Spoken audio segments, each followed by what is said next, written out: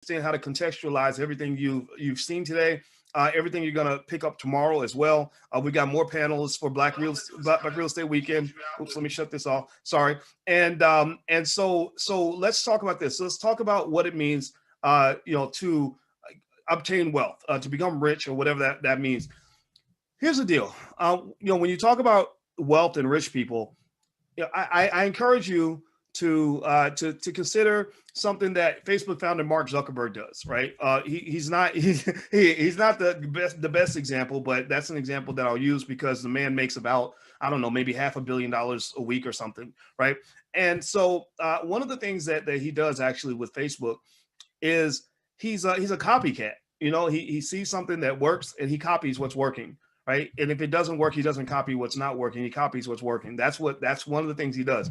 Now that strategy, a big chunk of that has led to him forming a company that is so dominant across the world. He started the company in his dorm room back when he was in school, when he dropped out of school, and he didn't get a degree. He didn't get student loans and a bachelor's degree. He started the company instead. And the thing is that this dominance is so great that the man makes, $5-10 billion every single year. His company is being challenged now because they are so dominant. And what they've done is work. Now, this does not say that they're ethical, right? I think that there are a lot of ethical challenges we could all lay out on the table. And that's important to consider. That's one of the reasons why I'm not a believer that any of you should consider trying to be hardcore capitalists. But one of the things I want you to understand is that when you talk about trying to actually build wealth in America, you got to consider, like, what model are you emulating, right? All of us are copycats. Every one of us is a copycat. Maybe you copied your mama. You saw how your mama drank her coffee every morning. Or I would copy. One time when I was 7 years old, I went outside and I got in a fight with a little boy, and I called the little boy a pissant.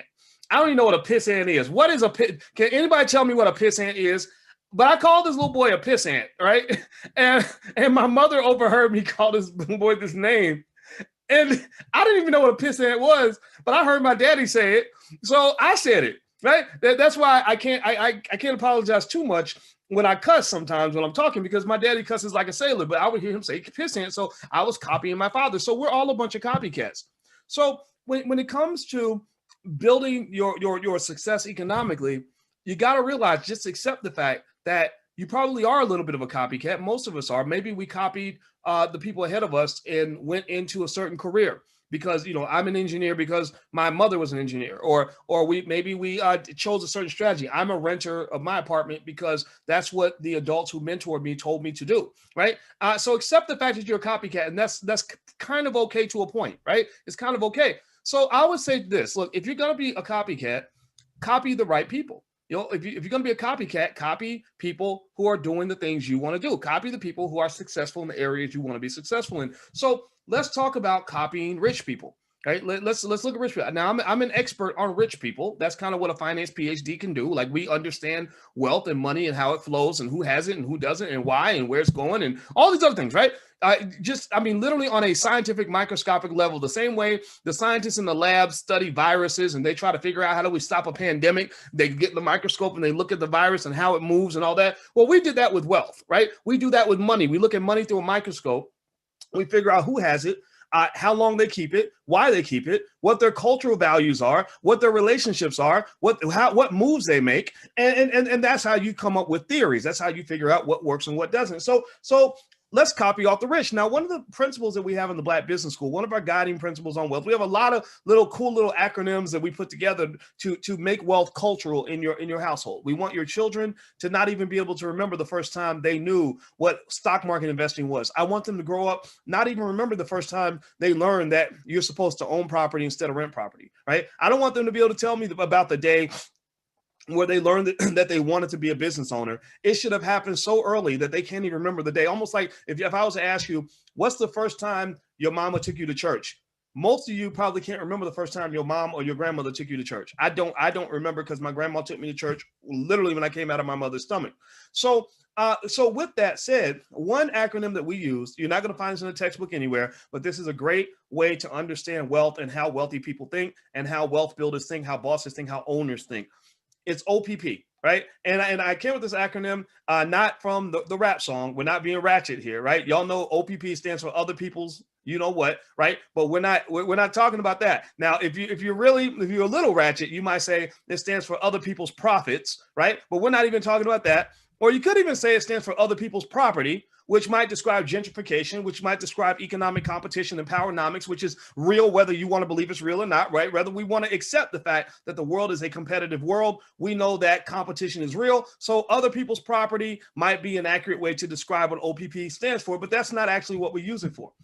What OPP stands for us as a wealth building mindset is opportunity, patience, and perspective. Opportunity, patience, and perspective. And so here's what I'm going to do. I'm laying it out in a framework to help you walk away with something today so that you'll be better people as a result of this conversation. Better in terms of achieving your goal, better in terms of providing for your family, better in terms of finding the freedom that you seek. You are the talented 10th. The fact that you came to this conference and some people didn't means that you're going to have a different set of outcomes than people who chose to do something different, right? And so opportunity, patience, and perspective. What does that mean? Well, wealth builders understand what it means to be rich and what it means to be poor. Now, the word poor, it has one way to describe it is it could be seen as an acronym for standing for passing over opportunities repeatedly.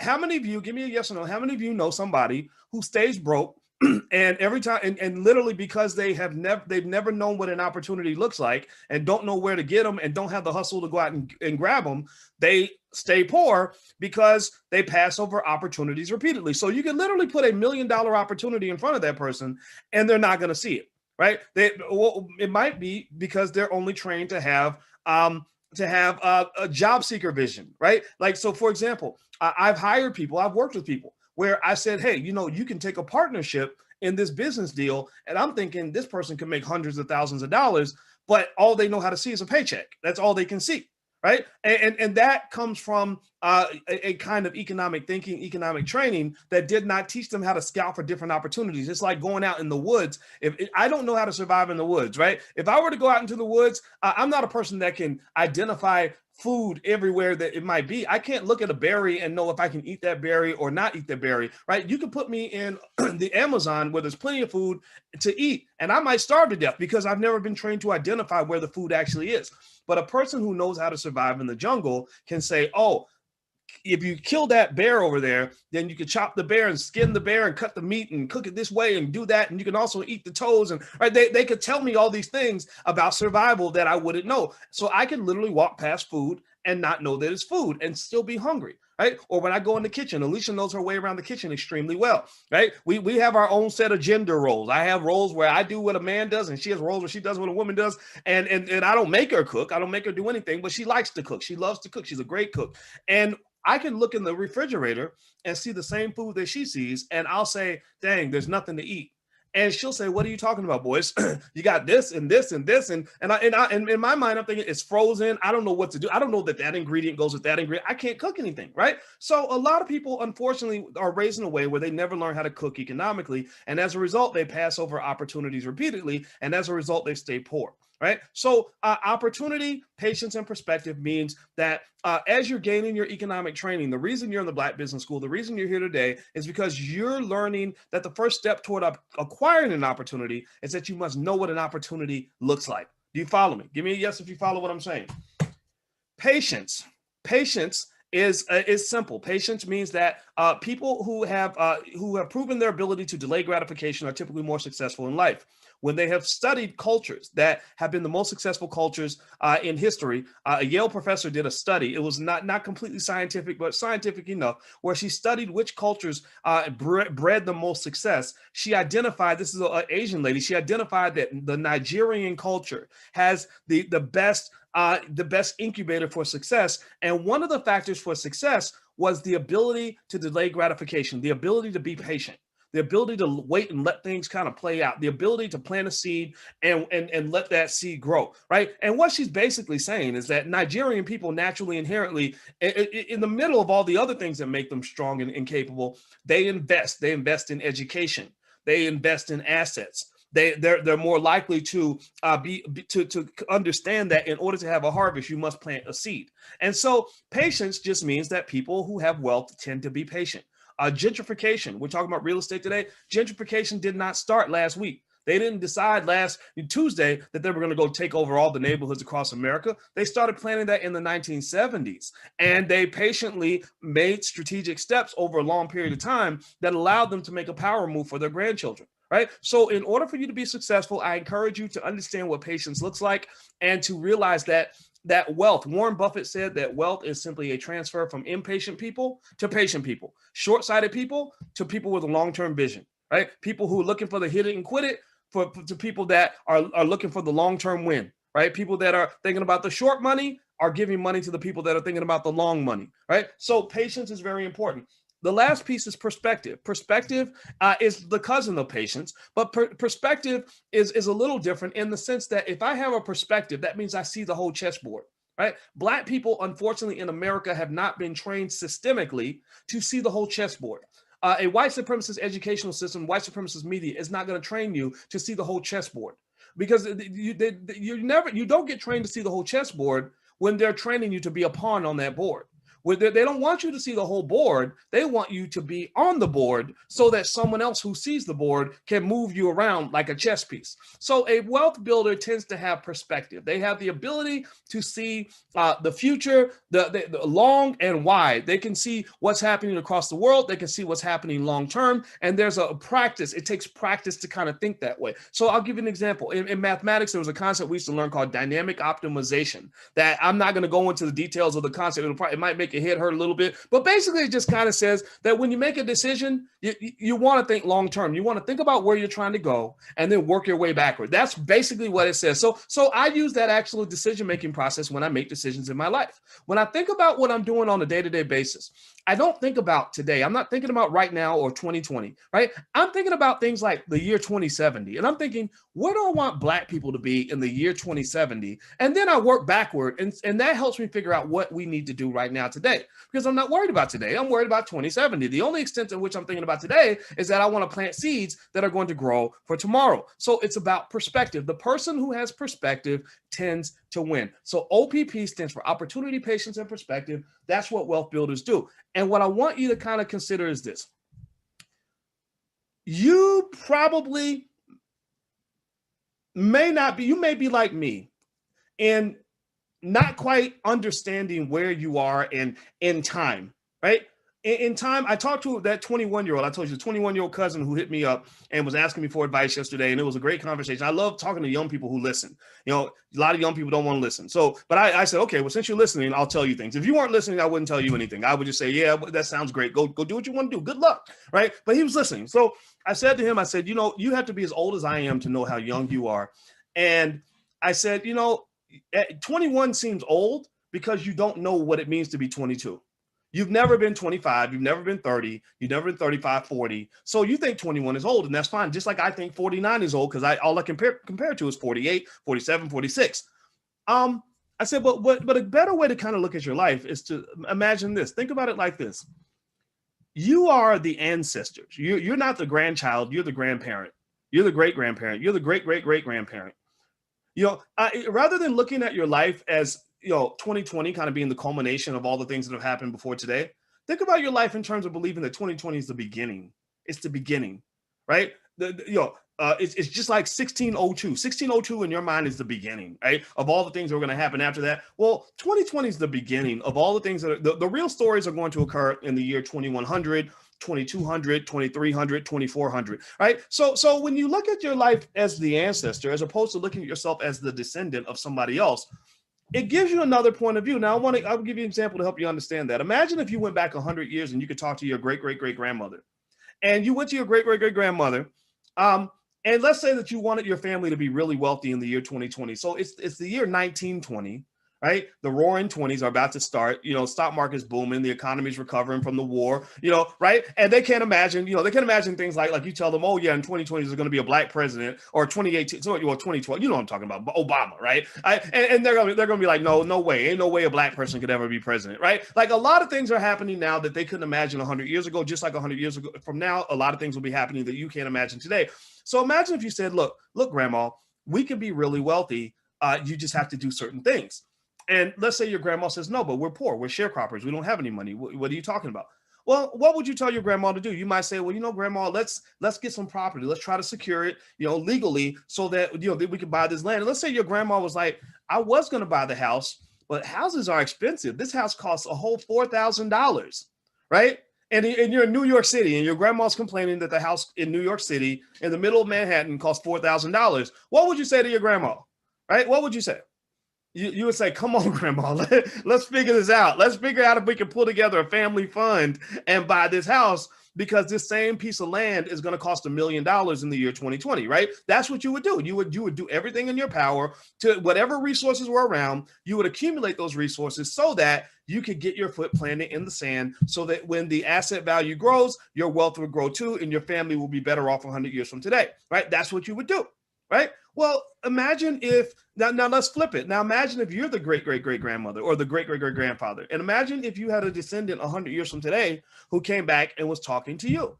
You would sound just like your grandma. You would probably say, oh gosh, real estate in New York is so expensive. That house costs $1.2 million or whatever. And that descendant of yours would be able to say, no, you don't understand, Grandpa. That house is going to be $10 million in my time. So we need to lock it down now, or that those shares of stock, that Amazon stock that's 3,000 now costs 300,000, or that Bitcoin that's 20 grand is $500,000. Grandpa, we must invest. We got to make a move now. We must do it now, right? That's what your descendants are screaming to you. That's what they're saying to you. They're saying, make a move.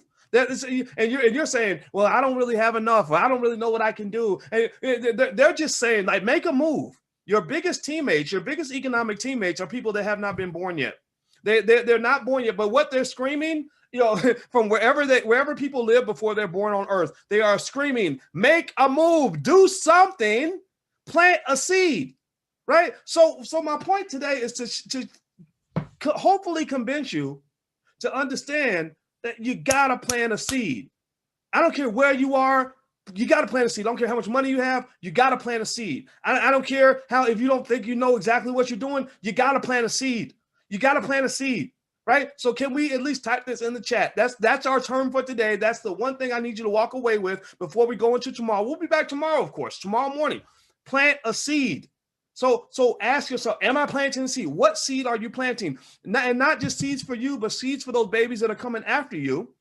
And, I know a lady who just told me not too long ago that she bought her first house because her grandfather planted a seed and bought one of those war bonds in 1942, right, to support the war effort. And that war bond allowed her to buy a home to allow her to go through her life without ever having to pay rent, which therefore planted the seed or opened the door for her to actually be worth $1 million right now. A regular person doesn't start a business, none of that fancy stuff. Just she's a millionaire because somebody planted a seed. So that's my point for you today. That's what I want to walk away with. That is my message. Plant a seed. You must plant seeds. Communities that plant seeds have a harvest.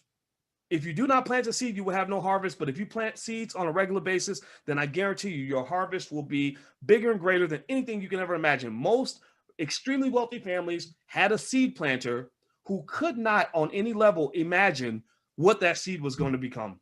It ain't like what you think. It ain't this visionary thing where the future millionaire knows exactly what they're doing and they know for sure that it's going to turn into this big harvest. They don't know these things. They're just planting seeds. And that comes back to faith. And if Black people know about anything, we know about faith because most of us go to church on Sunday, or at least at some point in our lives, we've done that. So lean on your faith and plant the seed and then let God and the universe do the rest. You are meant to be great. You are meant to have abundance. Your family will have abundance. Let them solve the hard problems. Plant the seed. Are we on the same page? Give me a yes in the chat. Good. Okay, so I'm going to go. I want to say thank you to everybody who has helped put together the first day. We meet again tomorrow, blackrealestateweekend.com. If you haven't registered yet, or if you know somebody hasn't registered, just send them to blackrealestateweekend.com. They can join us for the second day.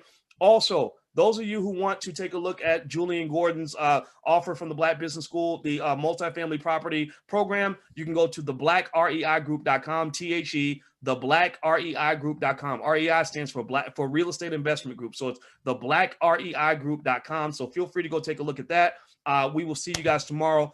Thank you so much to the team, Jessica and Taryn and Lawrence and Duel and I hope I didn't miss anybody. Oh, Carmelita, of course, and Candace and Miss Stephanie and everybody else that came through. This has been absolutely awesome. And our goal is to change the world. And that's the seed we're planting. We're planting the seeds in you, or you are the seed, or however you want to look at it. But we're going to win because Black people are winners. We've been winning since ancient Egypt and before, and we're going to continue to win in this generation and beyond. So thank you all very